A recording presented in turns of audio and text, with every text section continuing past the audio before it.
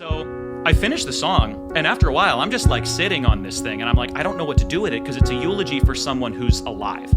And I don't know. I showed it to my mom, and she loved it, but I didn't know what to do. And I'm working on the other songs, and Mom goes to visit her, and she says, "Hey, Grandma's having a bad day. Can I show her Mary Lou?" And I'm like, "You can." I say "was" in it, and I don't know if that's gonna like help her mood, because it's in memoriam. A little dicey, yeah.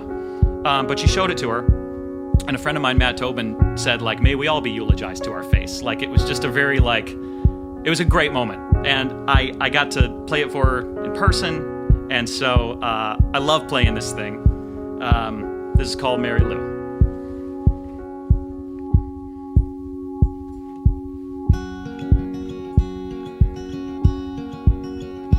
Mary Lou,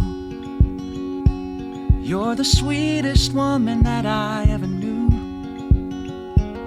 And I hope and pray this song is getting through from me to you, my Mary Lou. Oh, Mary Lou, there's a lot about you that I never knew. 'Cause you only show the love inside, it's true. That's what you do, my Mary Lou. And there was never any doubt what your world was all about. All the people that you love and that you've missed. And I'm hoping that you know that I'm never letting go of slot machines and nicotine and big platters of shrimp. And you smoking on the patio while the pontoon floated in. You tooled around your golf course on a Carter oil roof. All the things we love about you, Mary Lou. Oh, Mary Lou, independent and as stubborn as a mule. Oh, when times got tougher, you got tougher too. How did you do that, Mary Lou? There was never any doubt what your world was all about. All the people that you love, that you have here. And I'm hoping that you know that I'm never letting go of slot machines and nicotine and how you came to see my play in New York City at the age of 83. How at Christmas time we'd always find a scratch-off card or two for all of us who love you, Mary Lou.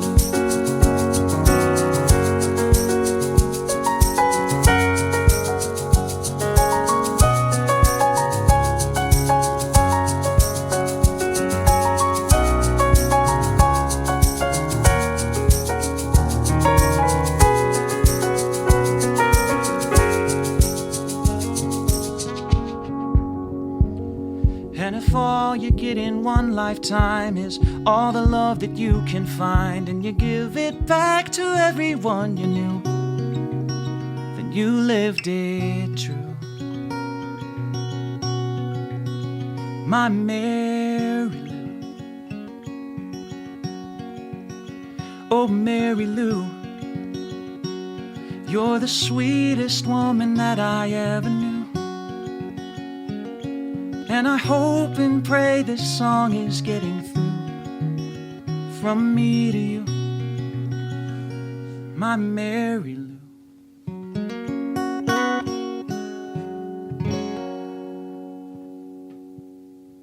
Meet your next favorite artist, Nate Hopkins. Well, we're so glad you're here, and that was such an incredible way to start off this episode and to kick off our season. So, man. Here's to Mary Lou. And to Mary season Lou. 2. Amen to that. Cheers. Congrats on season 2, everybody. guys. Thank you Great so to much. be here. Thank you. Thank you so much. We also have Walters over there behind, but Cheers. Yes, sir. to the Walters camera. Cheers, everybody. Yeah, Cheers. New this season. Sitting Cheers. with Buddy on the couch. Do you know much about Johnny Cash? Have you heard of Johnny Cash? Yeah, he's the financier, Johnny Cash. Yes. exactly. Yeah. Love the guy. There was one thing I thought in the middle of Mary Lou when you were just performing it so I played Johnny Cash in a musical once, and that's the only reason I personally know anything about him, and I'm so glad I had a reason to get into him. Yeah. What a he's a very special man who's with an incredible story. But part of that story is that he was playing guitar, and then he was like dirt poor growing up, and his mother sent him to like someone across the street to teach him how to sing. He sang for her one time, and I think everyone in his life ascribed, including himself, ascribed that he didn't have like a great voice or whatever. They thought he didn't have a good voice. Yeah. He went across the street. Stay with me here. I'm not saying you don't have a good voice. I'm in. You know how Johnny Cash doesn't have a good voice? You know how that guy That's sucks? kind of what I'm saying. So You're like that guy who sucks.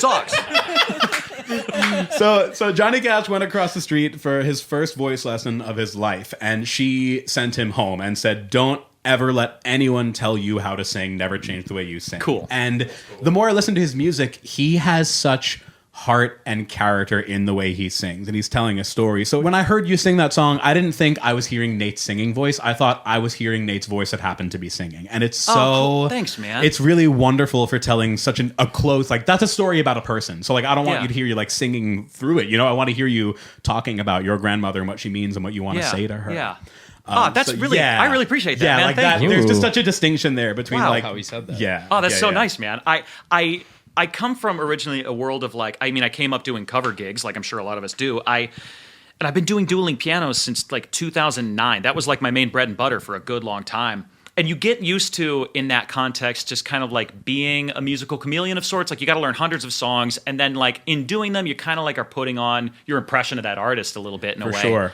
But yeah, man, that's really nice, dude. Thank you. Yeah, no, of course. You told us a bit at the intro of the song, but I'd just love to hear that story a bit like out of a musical intro context. So like she had a farm in Michigan. There was a golf course on it. She worked at the front desk. The whole time I was alive, it was Downing Farms golf course. And my uncles, my Uncle Chuck, my cousins, like everyone who lives kind of in that area of South Lyon, Michigan, worked the golf course. And she has a little cabin up in northern Michigan. And when I had enough for an album, and I knew I had to leave New York for a while, she talked to me and was like, just use the place as long as you want. Sure. I packed up my Prius and my dog and as many and like all of these instruments and as much as would fit, and I drove it up there and I turned one of the little spare bedrooms into a studio. And she didn't know about this song in particular, but she got to hear a few pieces of mine. You were able to run away to a cabin and record a whole album, which is something I envy. But how do you support yourself? How did you have the freedom to do that? Well, if you don't mind. Oh, no, not at all. So how much money do you make? No, for sure. My last four are my social. This album was born of, I got a divorce with my ex of a very long time. We co-owned a condo in Queens. She bought me out of my share of it. I pretty much just poured that money into like some instruments and some good recording equipment, and it kind of afforded some time off to like go sit on a lake and get a bunch of therapy and breathe and work on this stuff. It started as a way to just like stay sane during some turmoil, and then after a while it's like I think I might actually have enough here, That's amazing. I mean, you rarely get the opportunity to deal with something personal like with nothing but time and the thing that's going to help you deal with that. So obviously, despite having such a hard thing to go through, the fact that you were able to take that and turn it into something beautiful and to therapize through it is amazing. Well, thanks, man. And I recognize, like, I'm very lucky to be able to do that. I know as weird as it seems to consider that a lucky time, like, a lot had to go right for me to, like, get the time and space to hone things, Absolutely. But I'm very grateful for it. Therapize is totally going in my dictionary. It's a have you not yet? Therapize? It's a word. It's a big. Is it a real one? That's a word. I didn't know you could like verb therapy. Therapize. To therapize. Therapize. Sounds like Never you need heard to therapize. Yeah, so. no, I need to study my SAT words apparently, and that's not that big of an SAT word. That's just using common sense. Use code NOTE for 10% off BetterHelp. Yeah, get that camera on, buddy. Dude, his snout's got to look crazy in that camera right now. I can't wait to see that shot. He looks upset about it too. Yeah. Oh man. I want to go back in time a little bit because you're able to do so much, and clearly, like, you're a musician. Music is your bread and butter. Like, even like your support gigs are music gigs. That's awesome. I want to know, like, when did you start? What was the first thing you picked up? Like, go through your music, not even career, your life. The lore from my mom is that when I was very little, probably like 3, I was like going up to the piano and like plunking stuff out. So she got me into like Suzuki ear training when I was 4. So I was like, I played piano as a very, very little kid. The motorcycle company, Suzuki. Yeah. Gotcha. I played on my Yamaha motorcycle. I was going to say, don't joke, Yamaha makes both, yeah. Sorry to get you off They're track. versatile, dude. And then when they make you learn a lesson in 5th grade, I always thought saxophone was really cool, so I picked up the sax. And then throughout like middle school and high school, like I was kind of teaching myself a little guitar, a little drums, a little bass, mandolin, ukulele, just kind of whatever I could get. I would just figure it out. So, I mean, I took the classical and the Suzuki up until I was like 13, 14. You hit that point when you're playing classical music as a kid where you're like, I don't know if this is connecting with my classmates. I don't think they care that I'm able to do this. This is not going to get me girls. So. And I'm writing like songs on the side. Like I was always writing stuff. And then my mom got me into like jazz lessons. So I went to Michigan State for a little bit. I didn't do great. I kind of hit that like high achievement, and then I discovered booze and weed, and I was like, let's party and blow off our That class. means you're an artist. I'm told it's a good school, but I wouldn't, you know. It's creativity fuel. Were you majoring in jazz? What were you studying? Like formally studying? It's like a general arts degree. It was a bad fit. I just wasn't Sure. I wasn't, you know, making the right effort there. I was back in Grand Rapids, where I'm from, and I was walking around downtown, kind of like literally having the moment of like, what am I going to do with my life? And I look over, and there's a dueling piano bar in the corner. It's got these big glass windows, and in the windows, the people are like flinging money at these piano players, and I'm like, I think I could do that. And I wander in, and I'm 19. Like, I shouldn't even be in the bar. But I'm just like, how do you try out? Huh? You know, just like young and... How do you try out for the bar? I sure would love to try. That's something we definitely can't afford. So I got thrown into the deep end of the cover bar scene. Whoa. But it was great, dude. And after a few months of that, I auditioned for Berkeley out in Boston. Got into Berkeley. And so I went out to Boston. And immediately, like, the grades turned around. Like, I was just like, it's a way better fit. But that also hit me with a lot more jazz theory. And then they opened a dueling piano bar there called Howl at the Moon. So I was going to classes, and then I was doing dueling pianos at night. And that's kind of where I honed in on some guitar stuff and some drum stuff, because that particular situation needed you to like do multi-instrumental stuff, like a full band set every half hour. So like, wow. Yeah. So I've just had this like, these cool, like, weird piecemeal opportunities to get some music education along the way. But the question that I wanted to ask when I brought that up was, like, at any point at this stage in the story, did you have a definition on what you wanted to do with your life? Or were you just kind of writing it? That's cool. I was getting that impression. That's very cool. No, I hindsight makes it look a little more composed, but when you're in it, it's like, they say that, like, success is like, you're there to meet a moment, but then it's luck, and, like, whatever happens in that luck muck, like, is what happens, you know? So much of your musical career up to this point is playing other people's music. Yeah. At what point did you start to feel the itch to pull something out of yourself? I always felt able to write the music. Lyrics, I never felt good about. I didn't feel like I had a ton to say, but I wrote the odd pieces here and there, and I kind of just wrote for myself. Like, there's a track on the album called This Time, which is like, it was 2013. I was living in Boston. I wrote this like neo soul chord progression, and I was just like kind of drunk at the end of the night and was just like messing around with chords, and I found this thing, and I tried like 5 times over 10 years to write lyrics to it, and I could never find it. And it was only like in writing the songs for this album that like that one came to be. Runaway was an attempt, as it started as a writing exercise of like just wanting to pick out a pattern on the guitar, but then it was like, well, if we are going to turn the writing lens back on ourselves and like examine how maybe there are ways that I don't show up sometimes, that's kind of where the song was born. All right, so let's build us a little Runaway live. Hell yeah. All right, cool. So I've got, obviously there's a lot going on, but I've got a beatbox mic, a vocal mic. This mic is yours, but every instrument that's here is kind of like running through this thing and then sending out. So I'll start with a hi-hat.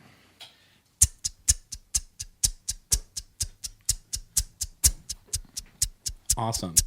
And now that just lives on that channel. Cool. Over here, we'll add a keyboard layer like this. Awesome.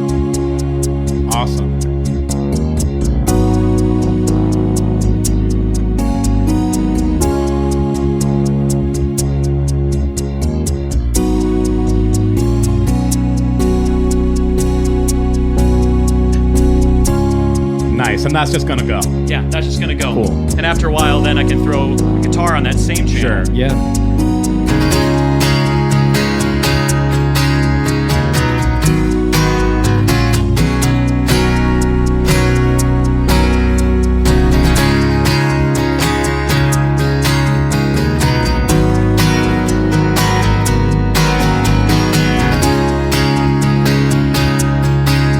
I can kill this channel, get a different progression on a different one.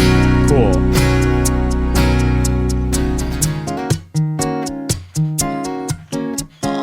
Nate, that was sick.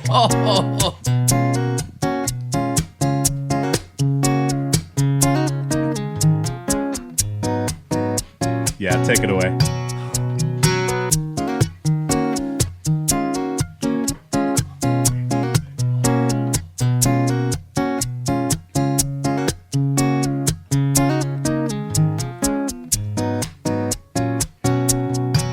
Run away. Why do I always run away? I convince myself that it's all gone to hell when everything's okay. Sweet escape, throw a shadow on the light of day. And if I do it just right, baby, I might not even notice that I'm away. When the going gets tough, you stand your ground. And when it all gets better, better turn it around.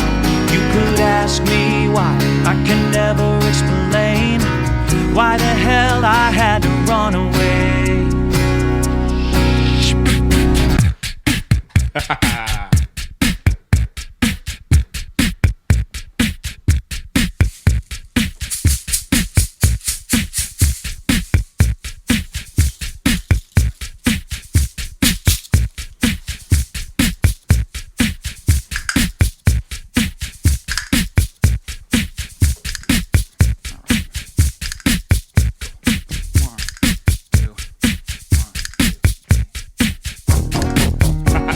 Yeah.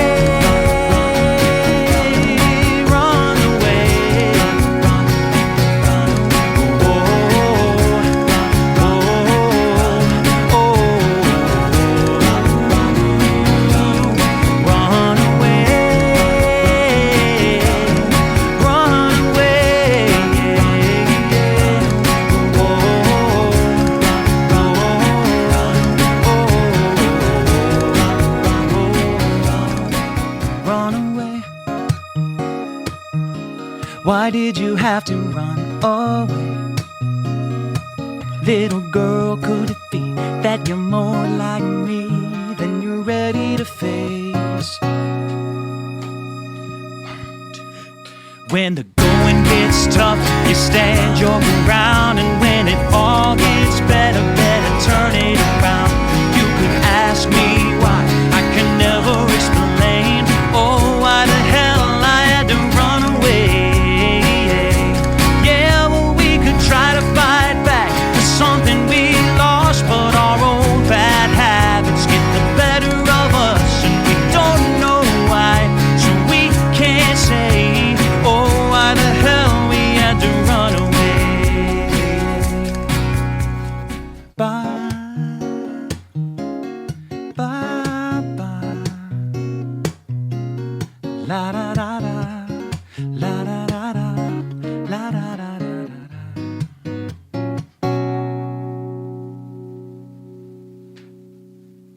That's crazy. Ed Sheeran could never. Crazy.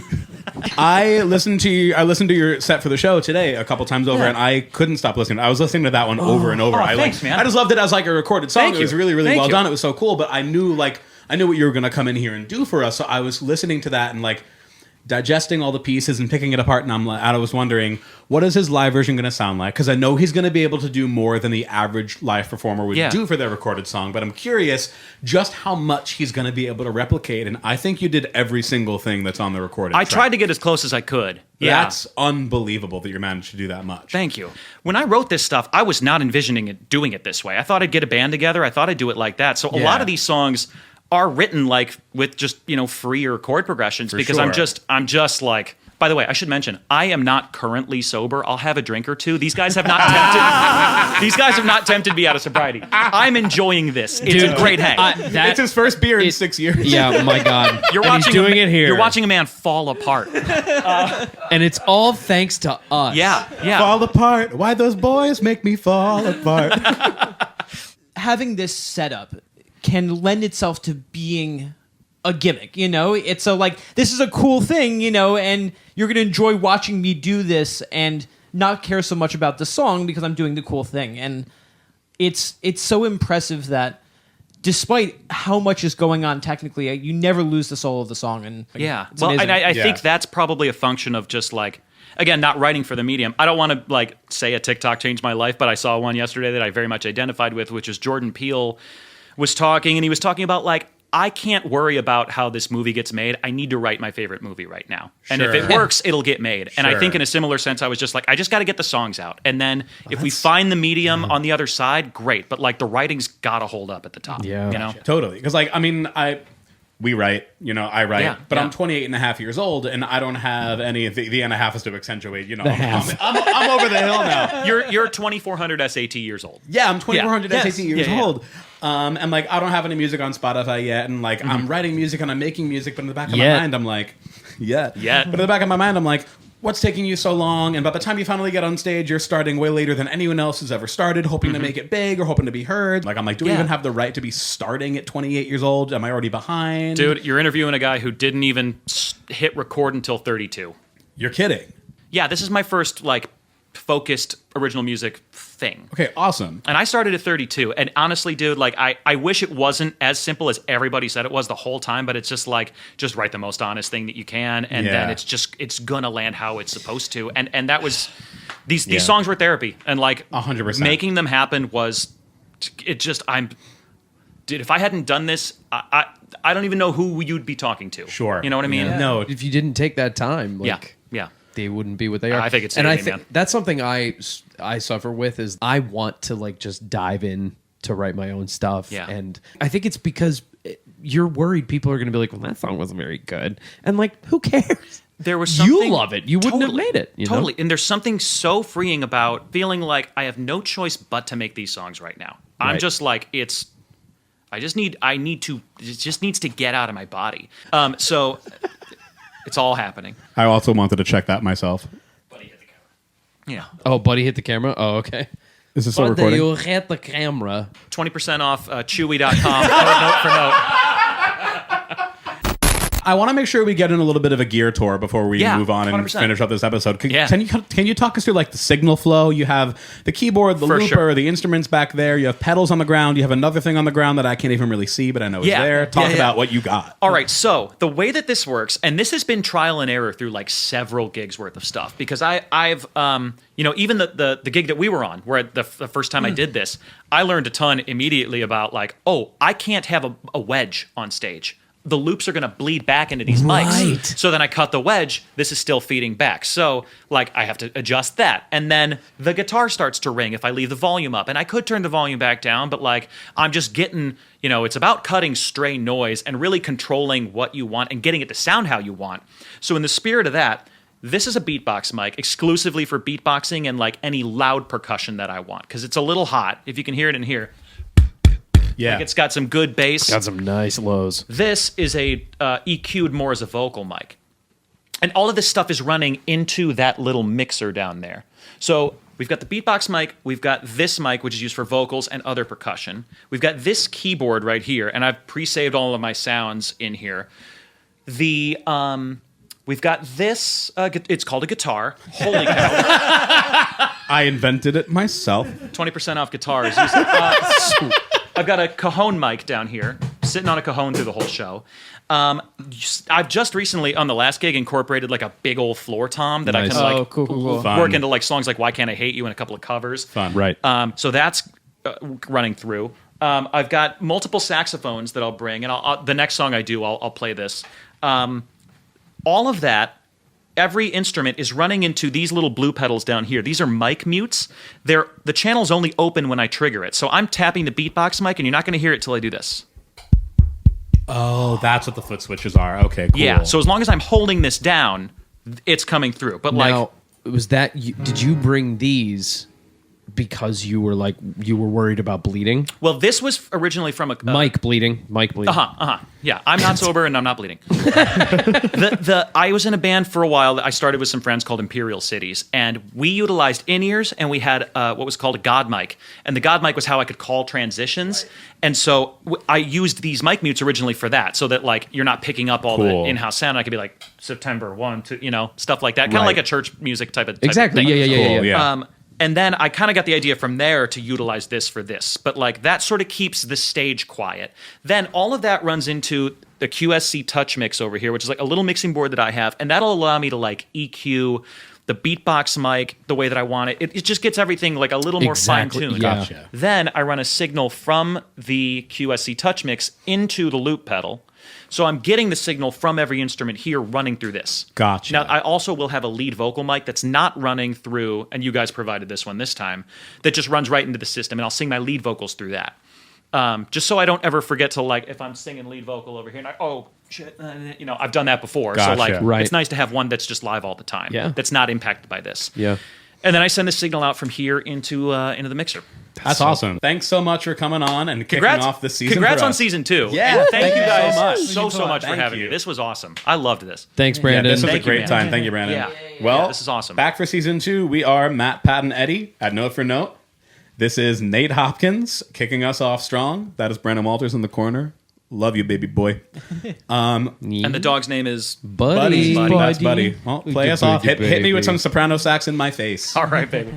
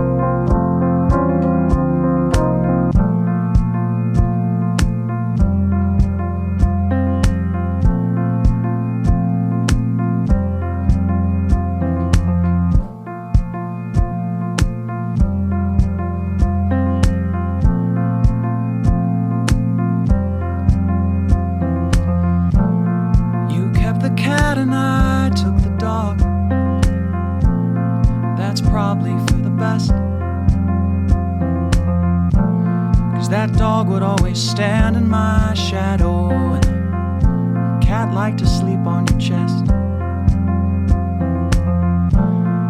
I kept the guitar, you kept the piano. Seems fair enough to me. 'Cause you found the piano in a basement in Brooklyn, and I found that guitar on 34th Street.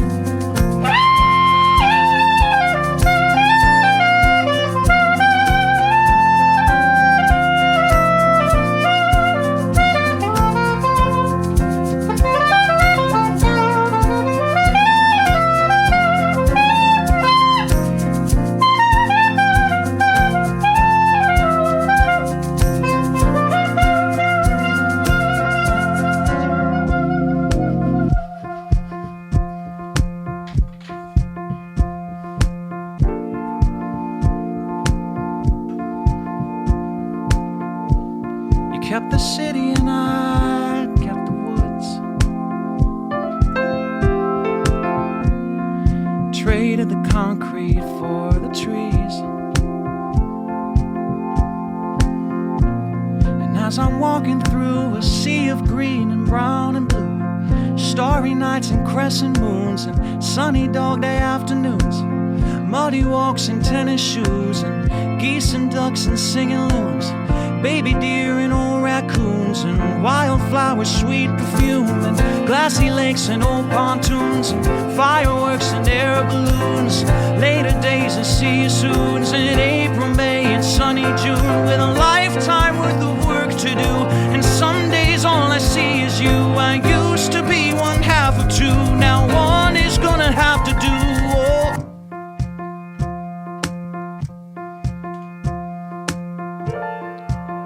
Maybe I'm getting what I need.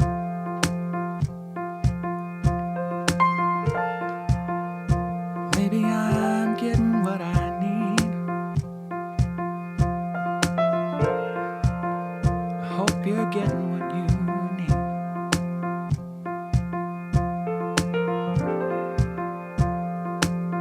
Why wasn't it me?